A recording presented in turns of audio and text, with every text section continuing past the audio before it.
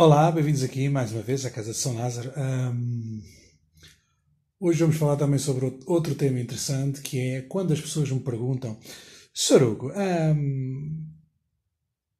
o que é que você acha da morte?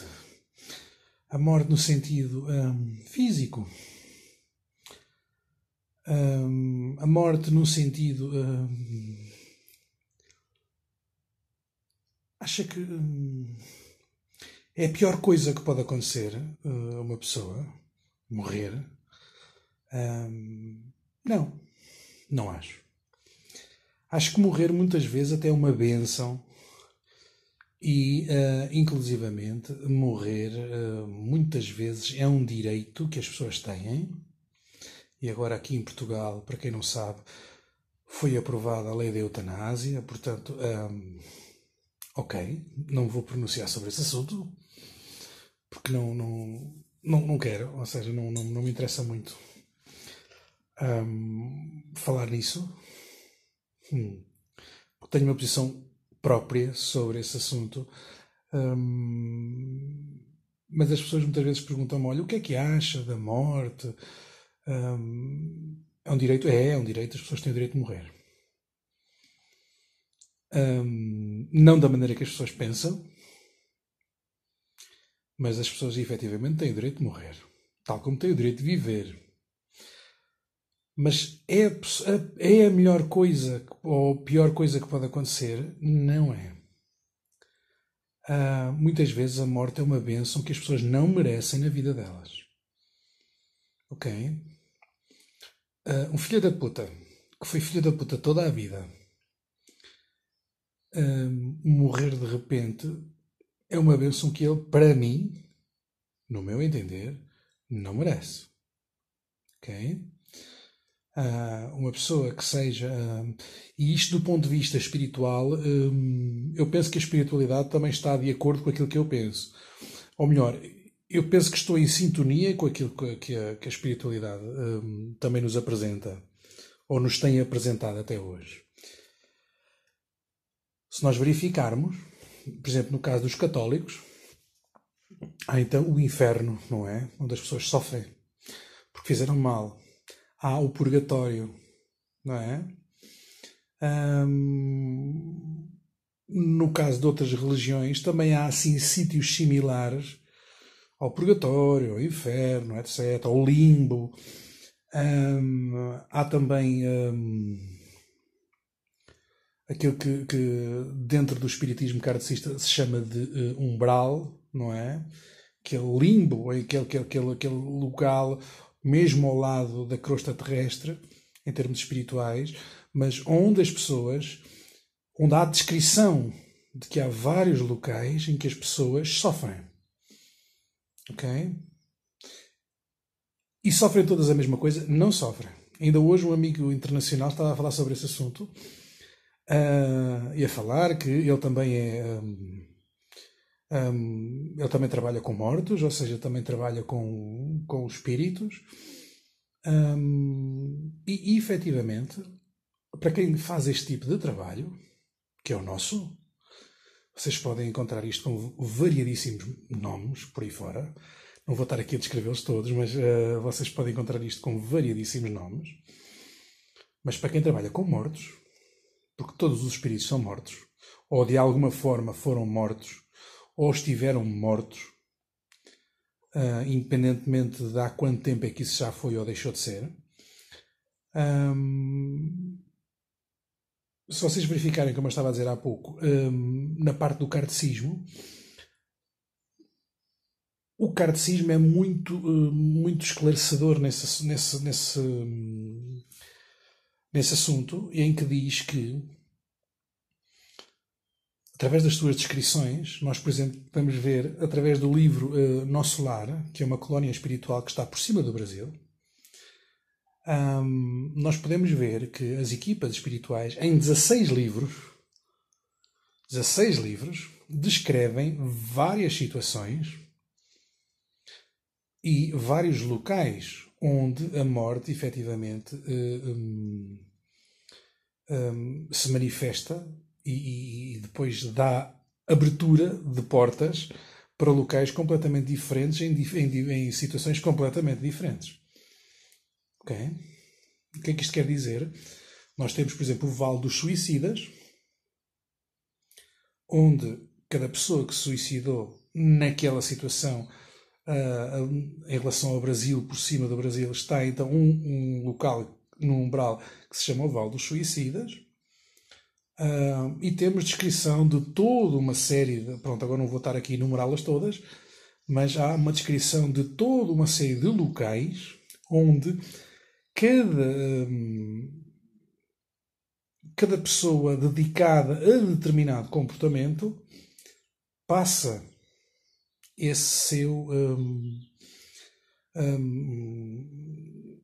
momento de vida, não é? Porque isso também é vida. Nós estamos sempre vivos, encarnados ou desencarnados. Então o que é que acontece? Quando aquilo está... por exemplo, no caso... Vamos falar dos suicidas, que é muito mais fácil. É um exemplo simples, rápido, direto, prático. Não há como fugir a isto. Quando as pessoas se suicidam, no caso do nosso lar, temos então um médico que se suicidou, não é? Que é o espírito que depois se apresenta como André Luís, mas nós sabíamos que ele era um médico, era o Dr. Chagas, penso eu, de qualquer coisa Chagas, agora não sei o primeiro nome, mas penso que era Chagas, o último. Ele depois apresentou-se durante o livro todo, através de 16 livros, então, como espírito André Luís, ok? Mas ele foi então, quando chegou ao outro lado, começaram a chamar suicida e ele não percebia porquê. Ele era um suicida porque comia demais, bebia demais, fazia tudo em excesso, ou seja, começou a transformar a sua saúde num problema. Okay? Começou a ter problemas efetivos de saúde. Não era beber um copinho de vez em quando, não era isso. Era constantemente. Bebedeiras constantes, abuso de tabaco, abuso daquilo que nós podemos considerar também, e que já disse isto em vários vídeos, de drogas legais, não é? Do álcool e do tabaco, etc. E então ele foi considerado, e só se apercebeu disso quando chegou ao outro lado, foi considerado um suicida. Um suicida inconsciente. Então, no Vale dos Suicidas, está toda uma população de suicidas, não é? Então, o que acontece é que nós podemos compreender que o universo é um sistema ordenado, não é? Portanto, naquele local do umbral há um vale chamado Vale dos Suicidas, onde vão todos os quê? Suicidas. Toda a população que se suicidou de alguma maneira ali naquele local no Brasil vai para aquele local também. Ok? Isto mostra bem que depois cada espírito é avaliado, não é? E vai então, digamos assim, passar por aquilo que tiver que passar, pelo depuramento, pelas situações que vão, digamos assim, transformá-lo e permitir que ele se eleve depois novamente, mas antes de haver essa elevação, a pessoa tem que depurar, tem que se limpar de erros que tenha cometido, e então todos esses locais já são uma espécie de cadeias sem grades, não é?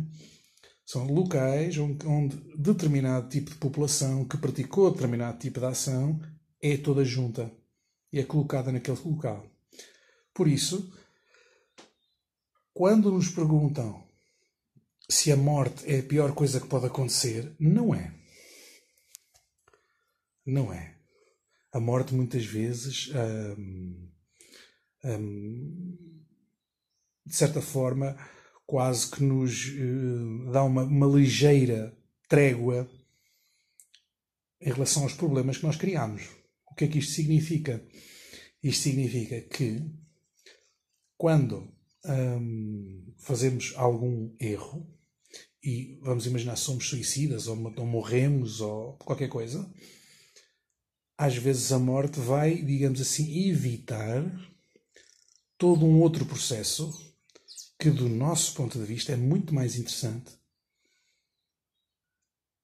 mais duro, mas muito mais interessante do ponto de vista pessoal e do ponto de vista humano do que a morte.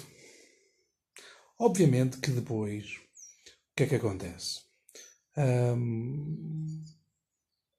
Quando a pessoa morre, vai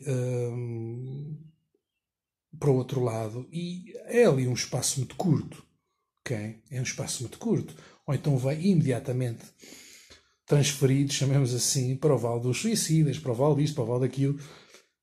Não há muito aqui a fazer, pronto. A pessoa vai para onde tem que ir e vai cumprir, digamos assim, aquilo que tem que cumprir até chegar, digamos assim, a uma redenção, né? Mas isso muitas vezes pode ser passado aqui, não é? Isso pode ser passado aqui.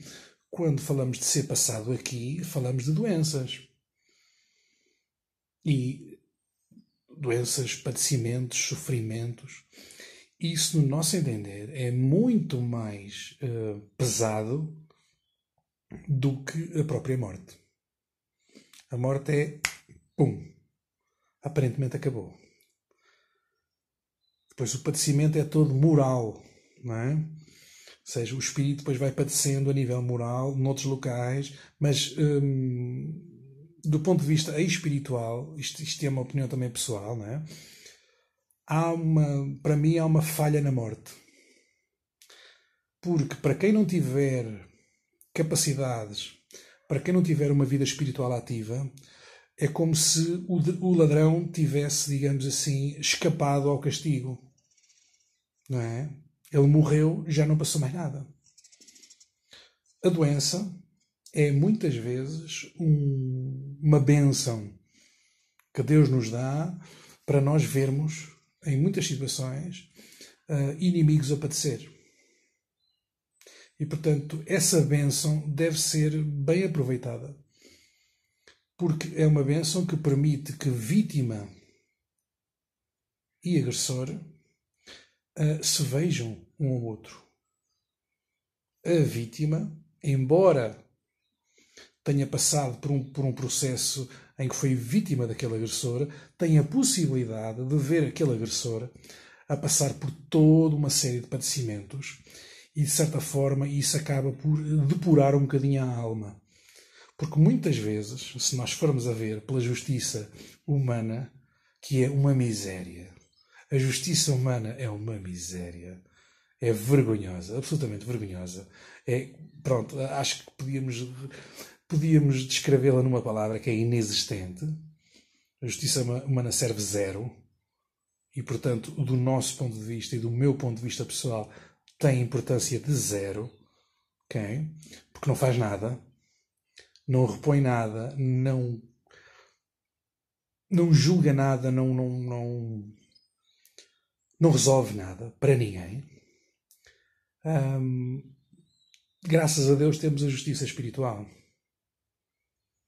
E muitas vezes uma vítima que vê alguém que agrediu ou que fez alguma coisa, quando falamos de agressão, não é necessariamente agressão física. Todo o tipo de violência, todo o tipo de comportamento. Ou seja, uma pessoa que é bêbada está constantemente a agredir a sua família, a fazê-lo passar por situações difíceis, a fazer passar por situações humilhantes. Uma pessoa que é violenta está efetivamente também a fazer as pessoas passar por violência física, mas também verbal, também emocional, também psicológica. Portanto, há toda uma série de agressões. Portanto, quando falamos de agressor, não falamos apenas, ou de vítima, não falamos da parte física. Muitas vezes a estalada passa, não é? Mas para uma esposa que seja vítima de violência doméstica, ela nunca mais se esquece do ato de um companheiro levantar a mão. Não é? Isso não passa. Portanto, de repente aparecer uma doença, numa situação dessas, é uma situação depuradora. É uma situação que vai limpar. Porquê? Porque a vítima, de certa forma, sente-se reconfortada, não com o mal do outro, Porque acredito que, embora existam pessoas que estejam momentaneamente dedicadas ao mal, e o momentaneamente pode durar séculos, não é? Mas acredito que hajam pessoas que, durante alguma fase da vida, possam estar dedicadas ao mal. Mas acredito que as pessoas, se forem sinceras e se forem honestas, não vivem bem com o mal dos outros, mas sentem-se, de certa forma, justiçadas. Não é? Porque se nós tivermos um problema com alguém, seja qual for, e um problema grave, não estamos a falar de um problema de pá, combinamos às 8h30, apareceste às 9, não é disso. Problemas sérios, não é? Problemas sérios. Violências domésticas, essas coisas assim, sérias. Uma esposa que seja agredida por um companheiro e que a determinada altura veja esse companheiro a passar por uma doença, há ali uma certa sensação de libertação. Naquela, tu vais pagar aquilo que fizeste. E mais, muitas vezes essas situações são inclusivamente reparadoras porque o indivíduo, o agressor,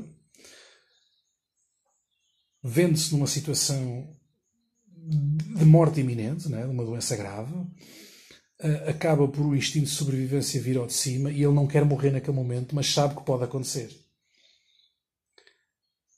E acaba por fazer uma reflexão de tudo aquilo que andou a fazer e acaba muitas vezes por cair nele e dizer assim, a minha esposa ou a minha companheira não merecia aquilo tudo que eu andei a fazer. E isso às vezes pode ser reparador.